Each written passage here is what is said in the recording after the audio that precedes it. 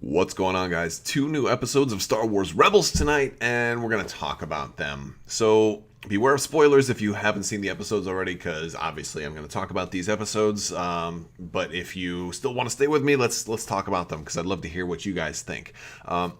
We get Rook. There's two episodes. So the first one I'm going to talk about is Kindred, and then the next one is called Crawler Commanders. We're going to talk about both of them.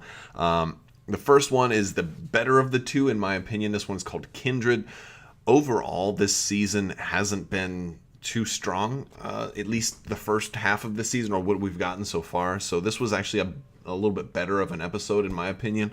Had a couple of interesting things going on, and it's still steering towards a direction. I think it's going to end really, really strong, but we get Rook here, which is very cool, and this is Thrawn's assassin. So if you aren't familiar with who Rook is, he's a Nogri, and they are from the Timothy Zahn's Heir to the Empire trilogy, and they were a whole lot of backstory in these guys. They were originally supposed to be the Sith before they knew what the Sith meant, and Lucas said no, and so they had to come up with a different name for them. And basically, it was a race of people that Vader had basically controlled, and they would do his bidding, and then after he fell, Thrawn ended up taking control over them, and they felt obligated to serve him through some kind of life debt style thing to Thrawn, and because he was like taking his place, and all this, a whole lot of stuff there.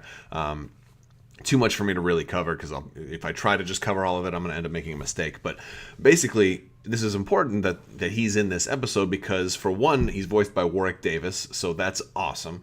And the other thing that's cool is that this is recanonizing, a major character from the Heir to the Empire trilogy. So it's just kind of more good feels, right? So for those of you who are still hoping to see, Mara Jade and Talon Card and other familiar people, Garm Bel Iblis, for crying out loud, I really, really expect to see him sooner rather than later. But maybe he'll be in the Han Solo movie. Anyway, I digress.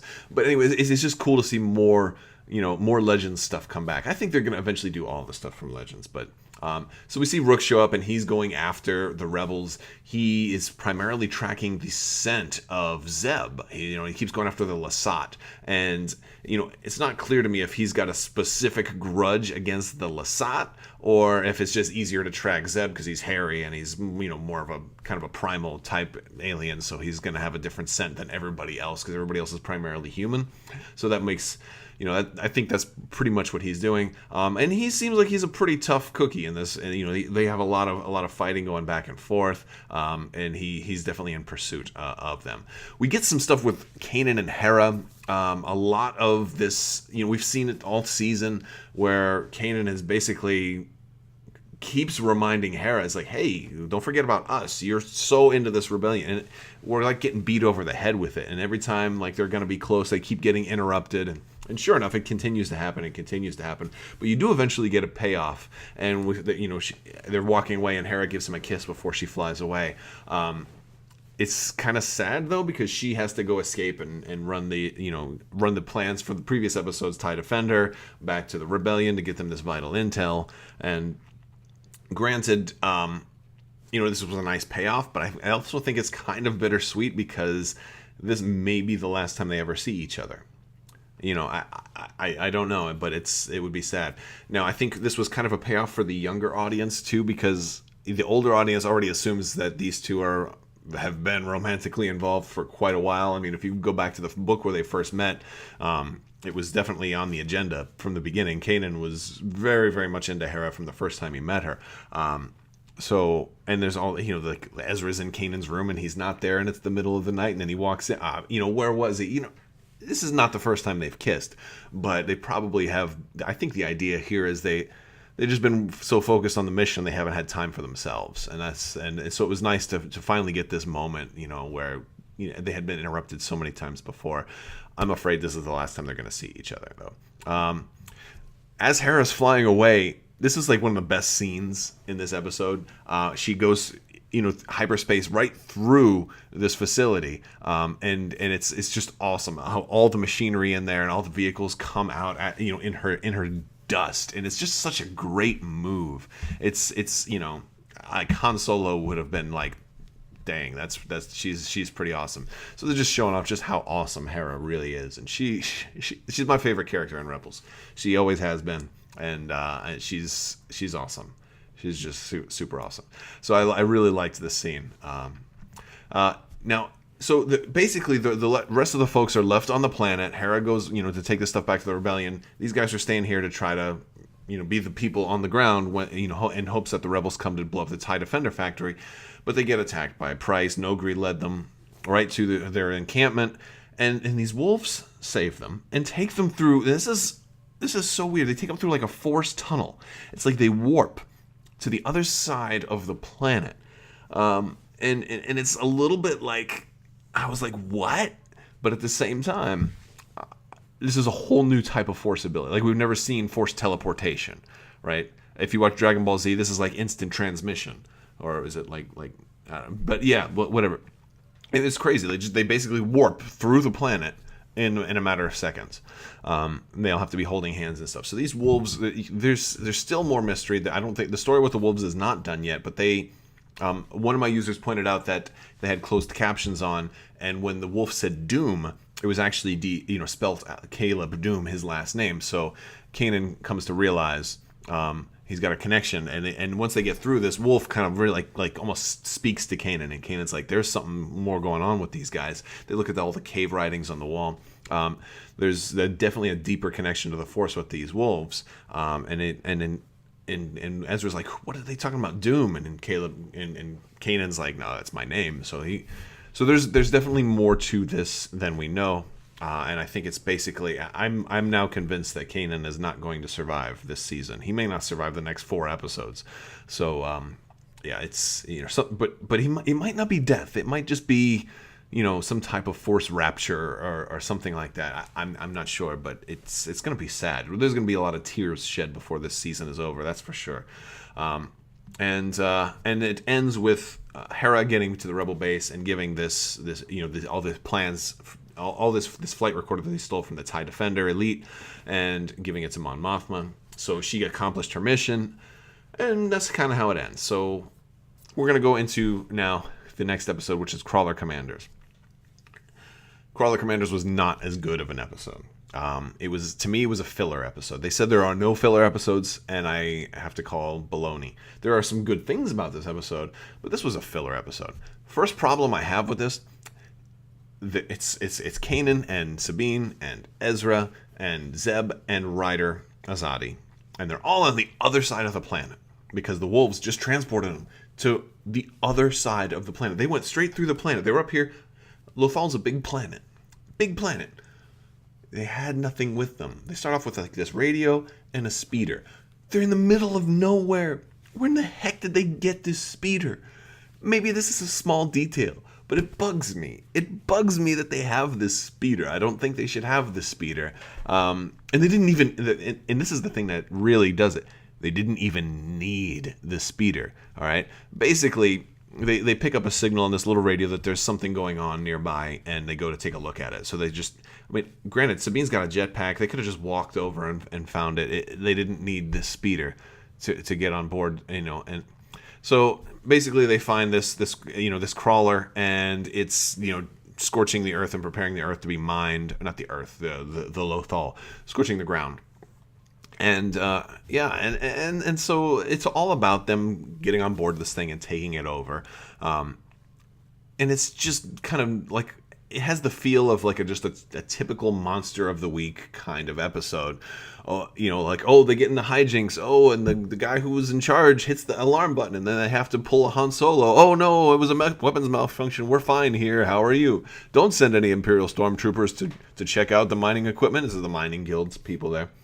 And the stormtroopers show up, and they have to hide and pretend like everything's normal. It was just a regular episode. It wasn't bad. It's just the bar had been set pretty high in previous seasons, and I feel like this one was kind of below that bar.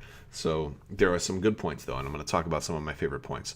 This dude, this Trandoshan, is my hero, even though he's evil. He's my evil hero. So the dark side of me. The dark side really loves this guy because he really gives Zeb a run for his money. This guy's brutal. He's like doing wrestling moves on Zeb. He picked him up like he was going to powerbomb him, suplexes him back behind him. And he's got the lightsaber whip. This thing is so cool. It's not a lightsaber whip. It's an energy whip, right? But it looks like a lightsaber, and that's all that matters, right? The looks, the flash, the panache. And it's the closest thing I have seen to lightsaber nunchucks. It's one step closer to it becoming like a reality. It's totally there. It's like, so, and it's just awesome. This dude, I mean, he's just nasty. Look at that thing, right? And they're both hanging, and Zeb's like, oh, Carabast, you know. But the cool thing is, Zeb's gonna possibly become my second favorite character. As of right now, I'm not a big fan of Zeb. He hasn't had any good story arcs in a long time. He's been like a background character for a very long time. But now, Zeb has the lightsaber whip, the light whip. He's got this laser whip, this energy whip. I don't know what we're calling it, but I'm calling it a lightsaber whip, even though I know that that's not accurate. There's no, I'm pretty sure there's no kyber crystal in there. Maybe there is a kyber crystal. I don't. A Trandoshan Mining Guild slave master wouldn't have a kyber crystal whip. I don't know. Anyway, whatever that thing is, it's awesome. And Zeb has it now.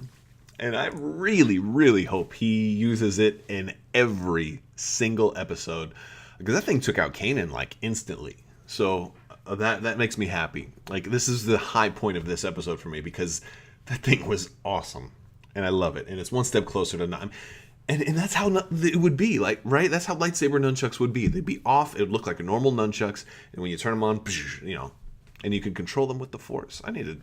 So many people ask me about lightsaber nunchucks. It would just be the greatest thing ever. If you saw it happen, there would be nothing. It would be the most. It'd be the entire series finale should have lightsaber nunchucks, and everybody would be like, "Wow, we're sorry, we doubted you. Those were indeed the coolest things ever."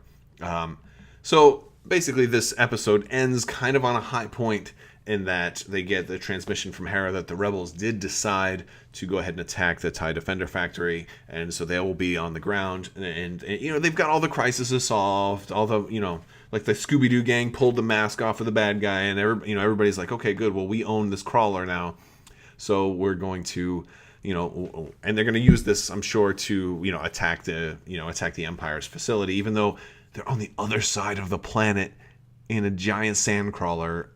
Well, it's not a sand crawler. I forget. It was a ground crawler, I think. But like, this thing goes like 2 miles an hour.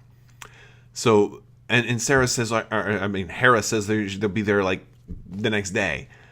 How are they going to get to the other side of the planet in one day? You know, Star Wars physics.